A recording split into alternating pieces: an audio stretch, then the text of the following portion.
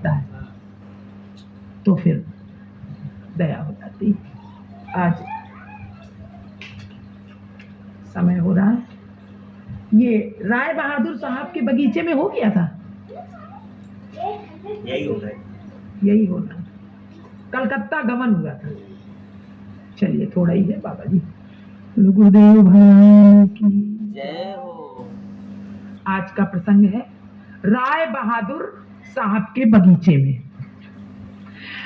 आज बाबा जी महाशय को कुंज बाबू और पुलिन बाबू का आदर सत्कार कुछ अच्छा नहीं लग रहा था। आज बाबा जी महाशय को कुंज बाबू और पुलिन बाबू का आदर सत्कार कुछ अच्छा नहीं लग रहा था, क्योंकि पुरी से ही उनका मनोभाव बन गया था कि वे किसी व्यक्ति के घर न ठहरकर किसी निरपेक्ष स्थान में रहेंगे। पुलिन बाबू के यहाँ रहते 2 दिन बीते। तीसरे दिन वे बोले पुलिन बटू मामा के बगीचे में चला जाए तो कैसा रहे। मेरी इच्छा किसी निरपेक्ष स्थान में रहने की है। ये सुन पुलिन बाबू कुछ सशंकित हो बोले, आपको यहाँ किसी प्रकार की असुविधा तो नहीं है बाबा? असुविधा कुछ नहीं, ये तो मेरा अपना ही स्थान है। फिर भी किसी निरपेक्ष स्थान में रहने की बड़ी इच्छा है, इसलिए अब तुम किसी प्रकार की आपत्ति ना कर बटू मामा के बगीचे में ले चलो। पुलिन बाबू उन्हें बगीचे ले गए। वहां पहुंचते ही उन्होंने नाम कीर्तन आरंभ किया। वो निर्जन बगीचा आनंद कानन बन गया। बहुत से लोग आने लगे। लोगों की भीड़ भाड़ देख बाबा जी के साथियों में से एक ने उनसे कहा, जिस एकांत के कारण हम लोग यहाँ आए थे वो एकांत तो अब रहा नहीं। बाबा जी मैंने निताई चांद से निर्जन की प्रार्थना नहीं की थी। उनकी इच्छा हो तो सदा ही लोगों के बीच रखें। मैंने निर्जन की नहीं, उनकी इच्छा हो तो सदा लोगों के बीच में रखें। लोग कोई अनिष्ट करने तो आते नहीं, वो तो हित ही करते हैं। नित्य नाना लोगों के समागम से नए नए उपदेश की प्राप्ति होती है। जब नए नए लोग आते हैं तो नए नए उपदेश भी प्राप्ति होती। मैं तो निताई चांद से केवल निरपेक्ष स्थान ही चाहता हूं, क्योंकि अन्यापेक्षी होने से हृदय में भगवत लीला स्फूर्ति होना कठिन होता है। श्रीमन महाप्रभु के अनुसार केवल एकांतवास ही उपयोगी नहीं है, निरपेक्षता अवश्य होनी चाहिए। बहुत बड़ी बात है। इसी प्रकार एक दिन बताने लगे। एक दिन तीसरे पहर 12 नगर निवासी कामाख्या नाथ दास बाबा जी और गिड़ेदह निवासी बाबू प्रसन्न कुमार बंद्योपाध्याय राय बहादुर महाशय बाबा जी महाशय के दर्शन करने आए। कामाख्या दास बाबा जी महाशय को दंडवत प्रणाम कर बोले, इनका नाम प्रसन्न कुमार राय बहादुर है। ये जो बाबा जी ने अभी निरपेक्षता की बात करी, ये बहुत सुंदर बात है कि जब हम किसी के कहे अनुसार किसी निर्दिष्ट अनुसार पर रहते तो फिर हमारा चित्त उधर भी चला जाता है। फिर उसके हिसाब से करना वो बड़ा, और निरपेक्षता में एकदम स्वतंत्रता, यानी वहां पर केवल लीला ही लीला स्मरण होती है। अब कब तक रहना है, क्या करना है, क्या नहीं, कोई निर्दिष्ट स्थान नहीं। जब जहां जैसी लीला होगी वैसे ही चले। तो कह रहे हैं कि बाबा जी ने ये बात कहा कि नित्य नाना लोगों के समागम से नए नए उपदेश की प्राप्ति होती। मैं तो निताई चांद से केवल निरपेक्ष स्थान ही चाहता हूं, क्योंकि अन्यापेक्षी होने से हृदय में भगवत लीला स्फूर्ति होना कठिन होता है। श्रीमन महाप्रभु के अनुसार केवल एकांतवास ही उपयोगी नहीं है कि हम एकांत में हो गए, एकांतवास के लिए लीला स्फूर्ति हो, ऐसा नहीं है। निरपेक्षता अवश्य होनी चाहिए।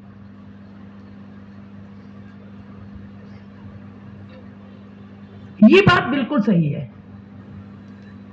बहुत ये गुरुजनों के ही ऐसे, जब सत्संग की बात आती थी हमेशा, तो ये होता था कि सब लोग मिल करके एक स्थान बना ले, एक जगह ले लें।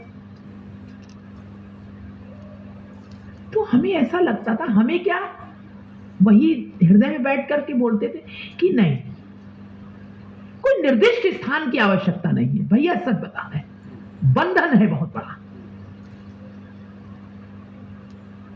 माने वहां निरपेक्षता नहीं रह जाएगी, निरपेक्षता नहीं रह जाएगी फिर।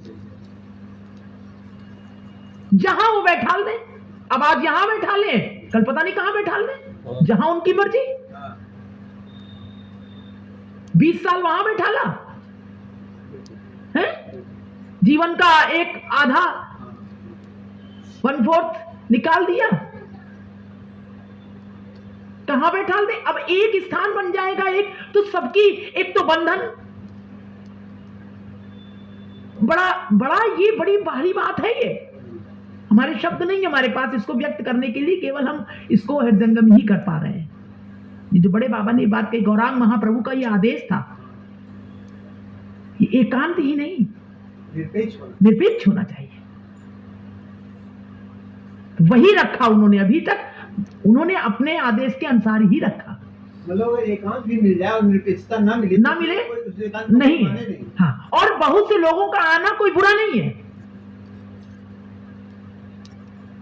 क्योंकि वो तो कल्याण कर रहे हैं ना जीवों का, और बहुत सारे उपदेश वहां से प्रकट होते हैं। यही बात कही जा रही, ये बड़ा इसी प्रकार जब जीवन में उतरती है ना भैया ये सब, तो लगता है कि गुरुजनों की शरण में ही है, उन्होंने अपनी ही शरण में रखा है। एहसास होता है उस बात का, क्योंकि इस जीव के अंदर तो कुछ है नहीं, उसकी तो अपनी कोई सामर्थ्य, वो तो बिल्कुल पुतला है उनका। इसका मतलब वो महसूस करता है ये बात कि उनकी कृपा बरस रही है, तब तो ऐसा वो उसके अंदर ऐसा दर्शन हो रहा है, ये एहसास होकर उसको आनंद आता है, दर्शन होता है, वो दर्शन है उनका। इसी प्रकार दिन बीतने लगे। इस प्रकार एक दिन तीसरे पैर 12 नगर निवासी कामाख्या नाथ दास बाबा जी और गिरदेह निवासी बाबू प्रसन्न कुमार बंदोपाध्याय राय बहादुर महाशय बाबा जी महाशय के दर्शन करने आए। कामाख्या दास बाबा जी महाशय को दंडवत प्रणाम कर बोले, इनका नाम प्रसन्न कुमार राय बहादुर है, ये लाट साहब के बड़े कृपा पात्र हैं, लाट साहब के। अभी कुछ दिन से राम दादा के मुख से हरनाम कीर्तन सुन भक्ति पथ पर अग्रसर हुए हैं। आज आपके आने का संवाद पाकर आपके दर्शन करने आए हैं बाबा जी, ये मेरा परम सौभाग्य है। उल्टी ही बात बोलते हैं, मेरा परम सौभाग्य, ये दैन्यता है उनके अंदर, कृपा है। ये ऐसा कह करके जीवों को सिखाते हैं कि हमें कभी अहम नहीं होना चाहिए कि अरे उसका बड़ा सौभाग्य कि हमारे दर्शन कर रहा है। ये हमारा सौभाग्य है कि हमारे पास प्रभु ने इतने भक्त भेजे हैं, ये हमारा सौभाग्य है। ये हमारी बड़ाई नहीं है कि प्रभु, ये मेरा परम सौभाग्य है कि इनके जैसा व्यक्ति के दर्शन, इनके जैसे व्यक्ति के दर्शन हुए मुझे। प्रसन्न बाबू प्रेम गदगद कंठ से, बाबा मैं बड़ा पाखंडी हूं, बड़े गदगद कंठ से उन्होंने कहा, इतना बूढ़ा हो जाने पर भी होश में नहीं आ सका हूं, बड़ा विधर्मी हूं, आप लोगों की कृपा से अब समझ सका हूं कि धर्म कोई वस्तु है। ऐसी कृपा कीजिए कि मेरी इसमें प्रवृत्ति हो। बाबा जी भाई पतित पावन निताई चांद ने करुणा कर कलिकाल के जीवों को अयाचित भाव से, जिस नाम अयाचित भाव से जिस नाम प्रेम का दान किया है, उससे कोई भी जीव वंचित न रहेगा, बिना मांगे प्रेम दान किया है, उससे कोई वंचित नहीं रह जाएगा। प्रसन्न ने क्या कहा, बाबा निताई कौन है, प्रेम किसे कहते हैं और उन्होंने किस प्रकार प्रेम का वितरण किया, मैं कुछ नहीं जानता। बाल्यकाल से ही अंग्रेजी शिक्षा से प्रभावित हो उसी के अनुरूप आचार विचार में दिन बिताता रहा, अंग्रेजी शिक्षा पढ़ता रहा। निताई कौन है, क्या प्रेम, मुझे नहीं पता। आप मुझे वृद्ध समझने की भूल ना करें कि मैं वृद्ध हूं तो मुझे बहुत, नहीं, मैं बालक से भी अधिक मूर्ख हूं और हीन हूं, इनको भी प्रणाम करना चाहिए। कितनी सुंदर बुद्धि है, आज गुरुजनों के बीच में आकर उनकी बुद्धि कितनी है ना, उनका कितना, ऐसे भी हम नहीं हो पा रहे। मेरा उद्धार करने के लिए आपको मेरा हृदय पकड़कर जबरदस्ती खींचना होगा। मेरा उद्धार कर, मेरा हृदय पकड़कर। देखिए धन्य, बार बार हम इनको प्रणाम करते। प्रभु मेरी एक और भी प्रार्थना है जिसे आपको अनुग्रह कर पूरा करना होगा। बाबा जी मुझे जितना भी हो सकेगा तुम्हारी सहायता करूंगा। बोलो गुरुदेव भगवान की जय हो। और ये समझ लीजिए कि ये जो हम लोग प्रसंग पढ़ते हैं, ये जो अवसर आता है, ये अवसर ऐसा नहीं है कि खाली उस समय बोला गया है। ये तभी आता है जब हम पर भी कृपा हो रही है। ये जो बोल रहे हैं इसी तरह हम लोग भी बोल रहे हैं, हमारे भी हृदय की पीड़ा है और बाबा जी महाशय गुरुजनों से हम लोग कह रहे हैं और वो हम लोगों को उत्तर मिल रहा है। बोलो गुरुदेव भगवान की जय हो। प्रसंग उन्होंने कहा था मेरे बाल पकड़ के अपने चरण रूपी नौका में रख लीजिए। अब वो कह रहे हैं मेरे हृदय पकड़ के बात है ना, हाँ बिल्कुल। कह रहे हैं मुझे जितना भी हो सकेगा। और वो क्या कह रहे हैं बाबा जी, जितना हो सकेगा, ना हो सकेगा। यानी कृपा है। देखिए ये जितने भी इस जगत में शब्द और जो कुछ भी है, बिना उनकी कृपा के कान में नहीं आता। तो ये ऐसा जाने कि दिखाई नहीं दे रहे हैं लेकिन शब्द के द्वारा हमारे पास है। तो कह रहे हैं जितना हो सकेगा मैं तुम्हारी सहायता, जितना हो सकेगा क्या पूरी पूरी सहायता।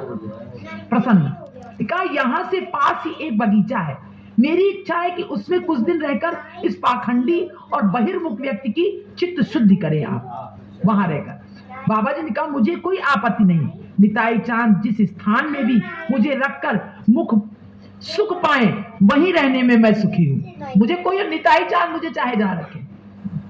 प्रसन्न ने कहा तो आज ही चलने की कृपा कीजिए।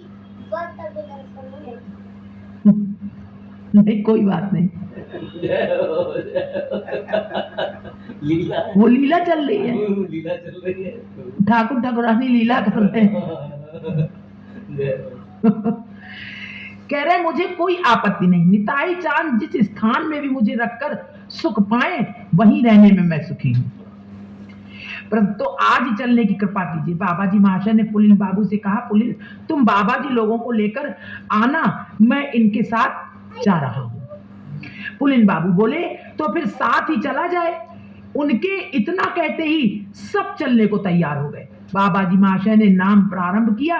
सब लोग खोल करताल के साथ नाम करते करते राय बहादुर साहब के बगीचे जा पहुंचे। बगीचे की शोभा देख बाबा बहुत प्रसन्न हुए। बगीचे के पश्चिम की ओर एक बहुत बड़ा मकान था और दाहिनी ओर सरोवर था। अलग एक और रसोई घर था। नाना प्रकार के सुगंधित फूलों से चारों दिशाएं परिपूर्ण थी। जिस कमरे में इन्हें ठहरने की बात थी उसका फर्श काठ का था। कर्मचारी गण उसे दिखाते हुए बाबा जी महाशय से बोले इस कमरे में बड़ी बड़ी नाचने वाली मेमों ने नृत्य किया है। मेमों ने नृत्य किया। आज भगवत अनुग्रह से इसी कमरे में वैष्णवगण हरि नाम के साथ नृत्य करेंगे। ना बगीचे में कोई भी बंगाली आते हुए भय खाता था क्योंकि वहां सदा ही साहब लोग हवा खाने के लिए आया करते थे, तो बंगाली नहीं आ पाते थे। प्रसन्न बाबू बाबा लोगों से बोले बाबा यह स्थान आपका ही है। फल फूल आदि जिस किसी भी वस्तु की आवश्यकता हो स्वतंत्रता पूर्वक व्यवहार करें, किसी प्रकार का संकोच न करें। मालियों से कहा देखो बाबा जी महाशय जिस समय जो हुक्म दे उसका पालन करना। इसमें यदि किसी से कोई त्रुटि हुई तो उसे फौरन बर्खास्त कर दिया जाएगा। बाबा जी महाशय के लिए और कुछ सामग्री लाने को एक कर्मचारी नियुक्त करते हुए उससे बोले इन लोगों को कोई भी कष्ट ना हो, इन्हें जब जिस चीज की जरूरत हो फौरन ला देना, पैसे की चिंता न करना। फिर बाबा जी महाराज से बोले यह बगीचा आपका है और मैं भी आपका हूँ। बोले गुरुदेव भगवान की आपको जिस समय जिस चीज की आवश्यकता हो आपकी आज्ञा करते ही कर्मचारी गण उसका पालन करेंगे। मैं तो हर समय आपके निकट रहूंगा। नहीं और ये हैं सब नौकर, मैं तो आपके निकट नहीं रहूंगा, नहीं निकट रहूंगा नहीं। और ये सब नौकर ये और ये है सब नौकर, बिना आपकी आज्ञा किए कुछ करेंगे नहीं, इसलिए यदि आप इन्हें आज्ञा करने में संकोच करेंगे तो मुझे बड़ा दुख होगा। बाबा ने उत्तर दिया, आप कोई चिंता ना करें, जब जिस चीज की आवश्यकता होगी निताई चांद की इच्छा से इनसे अवश्य कहा जाएगा। बाबा जी महाशय से आज्ञा लेकर प्रसन्न बाबू घर चले गए। इधर ठाकुर के भोग रात के पश्चात सब लोग प्रसाद पाकर विश्राम करने लगे। बोलो गोविंद भगवान की जय बड़े हो। बाबा जी महाशय की की जय हो। गुरुदेव भगवान की की जय हो। श्री कृष्ण चैतन्य प्रभु नित्यानंद श्री अद्वैत गदाधर श्रीवासादि गौर भक्त वृंद की जय हो। गौर भक्त वृंद की जय, गौर भक्त वृंद की जय हो। हरि बोल, निताई गौर हरि बोल।